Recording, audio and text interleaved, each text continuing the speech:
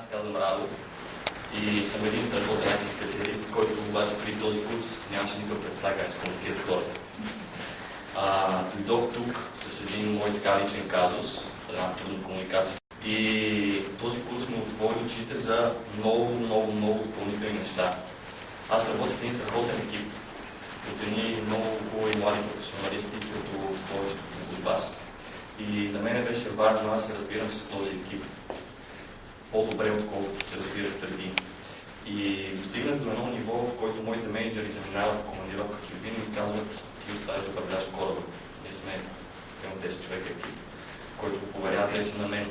И с това нещо, постигнах това нещо с няколко техниките за мотивацията, да разбирам как хората постигат, как се мотивират, какво им трябва за да постигнат целта си.